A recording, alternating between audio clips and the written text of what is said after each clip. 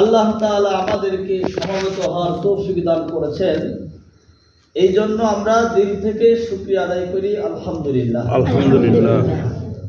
আল্লাহ পাকের অশেষ মেহেরবানি যে আল্লাহ পাক আমাদেরকে, এখন দেখেন অনেক মানুষ দুনিয়ার কাজে ব্যস্ততা রয়েছেন, এমন এমন ব্যক্তি আছেন তাদের দোকানে কোনো কাজ নাই, তারপরেও তারা দোকানে বসে আছেন।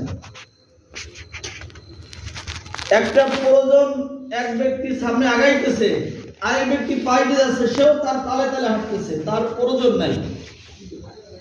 তাদের থেকে আল্লাহ তাআলা আমাদেরকে দামি করেছেন, সৌভাগ্য করেছেন যে আল্লাহ তাআলা ওই দুনিয়াবি ফায়সা কাজ থেকে ফারেক করে আল্লাহ তাআলা লাইলাতুল বরাতের রাতে আল্লাহ তাআলার হুকুম আদায়ের জন্য আল্লাহ তাআলার ঘর মসজিদে প্রবেশের তৌফিক দান করছেন।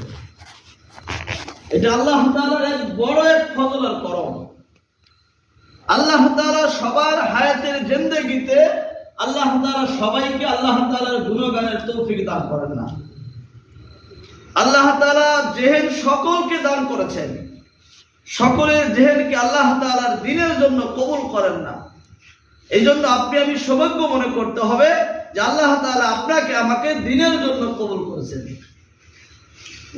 আর উম্মতে মুহাম্মাদীর যেই সময়টুকু দ্বীনের জন্য সময়টুকু ব্যয় হয়েছে, ওই সময়টুকু কামিয়াব। আজকের রাত রাসূল সাল্লাল্লাহু আলাইহি ওয়াসাল্লাম বলে আজকের রাত হচ্ছে মুক্তির রাত। কিসের থেকে মুক্তি? আজকের রাত হলো জাহান্নাম থেকে পানা চাওয়ার রাত। রাসূল সাল্লাল্লাহু আলাইহি ওয়াসাল্লাম বলেন, মদিনা শরীফে কিছু একটা গোত্র আছে, তারা শুধু অনেক বকরি পালন করে।